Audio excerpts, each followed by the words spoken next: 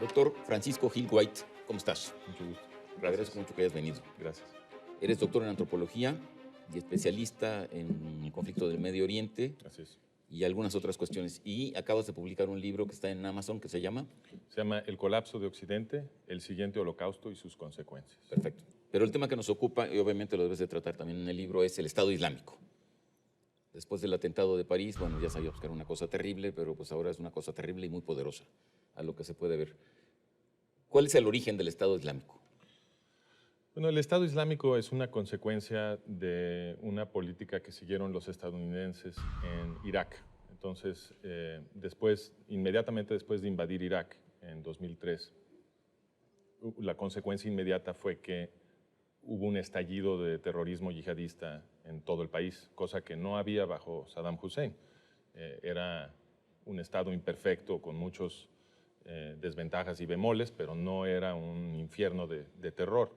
Con la invasión estadounidense se convirtió en eso, y entonces los estadounidenses crearon un sistema gigantesco de prisiones, porque necesitaban poner en alguna parte a todos los terroristas que estaban arrestando, y también a mucha gente que arrestaron que no era terrorista, que no había hecho nada, pero que por alguna razón u otra había caído bajo sospecha, alguien los había señalado, y entonces terminaron también en la prisión mucha gente que no estaba haciendo campañas de terror.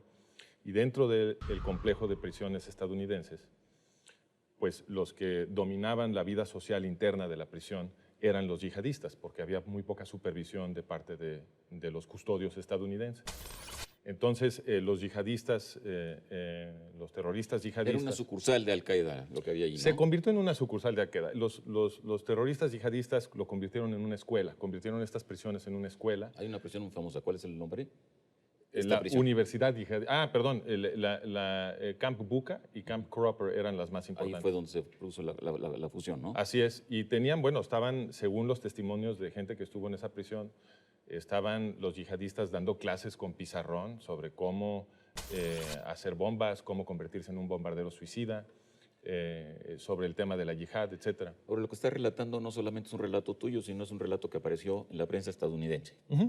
En periódicos muy relevantes. Sí, esto fue reportado ampliamente en la prensa estadounidense y en otros lados, sobre cómo las prisiones se habían convertido en escuelas para reclutar y para forzar, porque había mucha gente que no quería participar en esto, pero los yihadistas que controlaban la vida social de la prisión los forzaban a unirse al movimiento, si no los torturaban o los ejecutaban.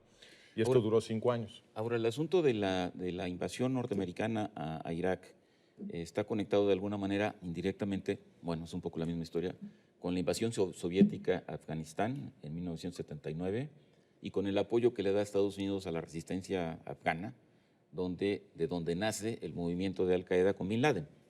Bueno, tiene muchos paralelismos porque, como tú mencionas, el apoyo que dio Estados Unidos a los rebeldes afganos fue, de hecho, un apoyo a grupos yihadistas, ¿no? Que en su momento fueron descritos como demócratas, freedom fighters, que estaban luchando contra el régimen comunista, pero en realidad lo que se estaba financiando era el crecimiento del terrorismo islámico en Afganistán.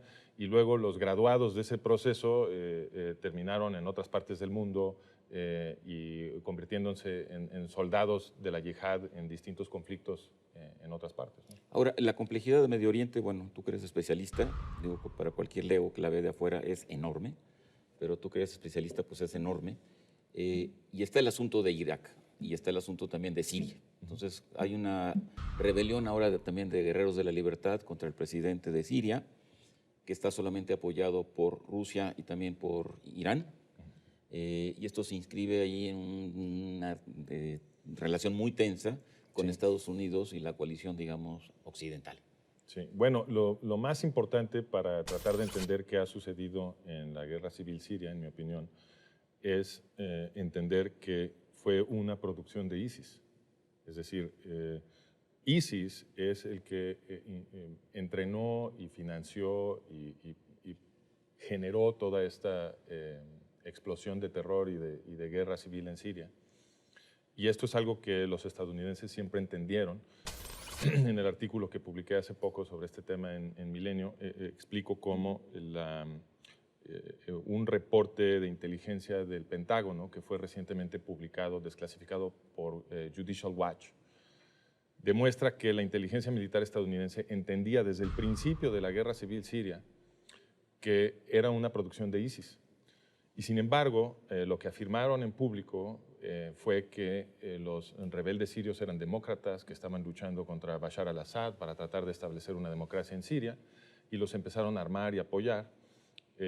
Y de hecho, poco después de que se publicó aquel reporte que menciono, poco después de que se generó aquel reporte, porque en su momento fue secreto, no se publicó, hubo la élite de poder estadounidense, británica y francesa organizaron una junta en Doha, Qatar, y después hubo otra junta con el Ejército Libre Sirio, y lo que hicieron fue purgar tanto el Congreso Nacional Sirio como el Ejército Libre Sirio de cualquier influencia que no fuera islamista. Esto es muy preocupante.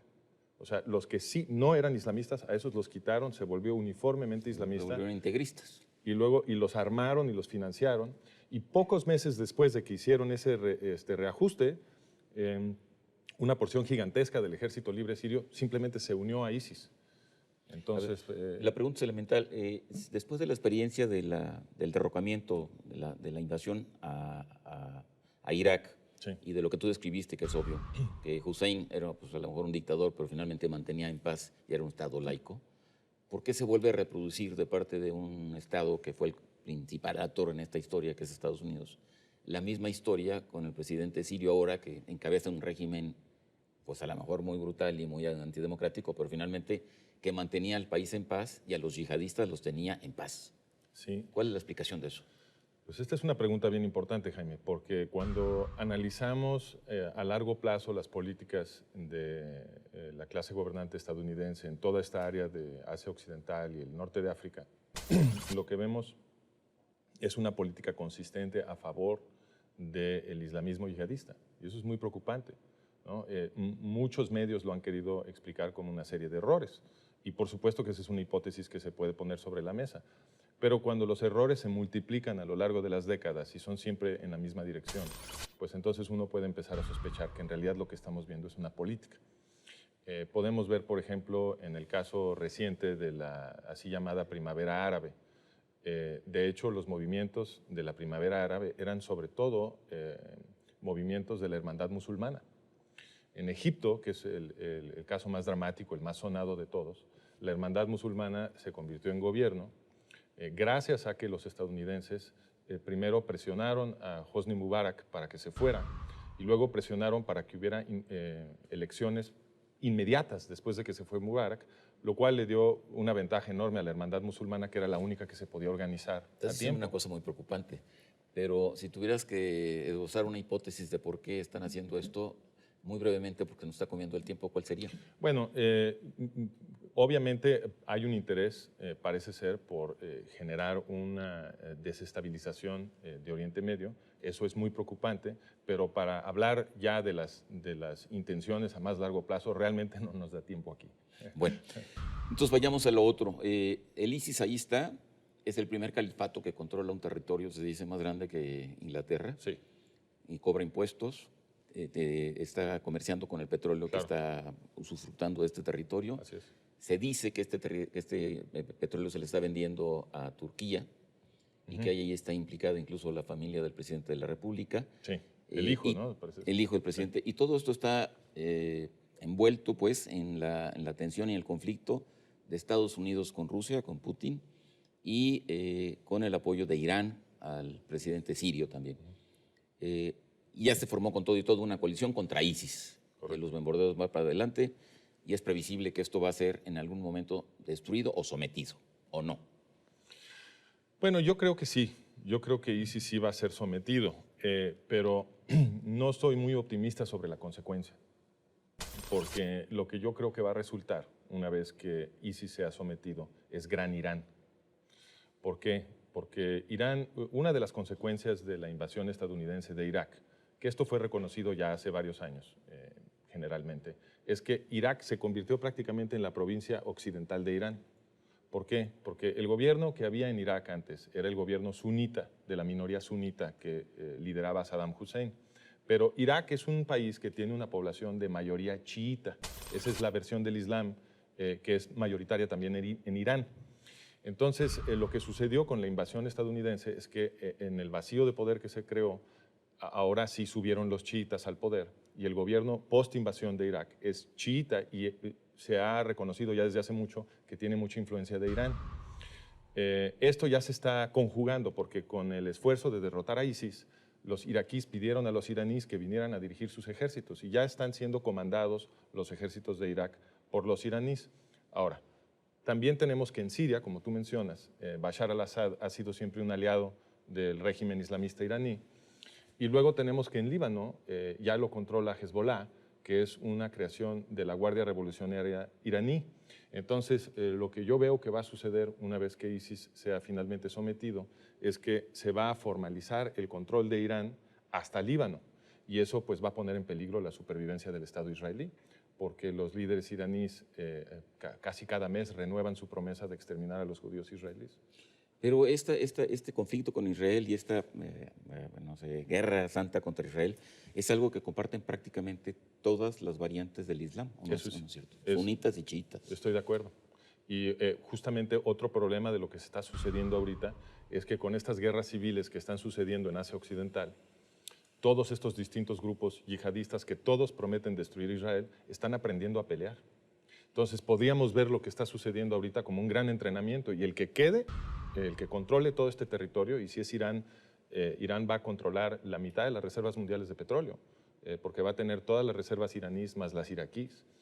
Entonces vamos a tener a un Estado muy poderoso, quizá con armas nucleares, y además con una serie de milicias que se han curtido en guerra y saben pelear. Nos acabó el tiempo. Una última pregunta, Francisco. ¿Qué es lo que convendría más en esta situación? ¿Que al-Bashar, el presidente de Siria, quedara en el poder o que su régimen fuera sustituido por una especie de coalición democrática? Y tienes muy pocos segundos para contestar. No, obviamente que la democracia siempre es mejor, pero yo creo que no hay ningún chance de que eso suceda. Entonces, el derrocamiento de este hombre tendría un perfil similar al que tuvo el de Hussein con la invasión, y esto generaría un Estado integrista. Sí, aquí no creo que haya un futuro amable. Creo que de cualquier lado que sea el desenlace, la situación va a empeorar. Bueno, pues un pronóstico muy oscuro y muy sombrío. Bueno, te agradezco mucho. Gracias, Jaime. Y quedamos emplazados para lo de tu libro. Ok, gracias. Buenas noches en Contexto. Hasta la próxima semana.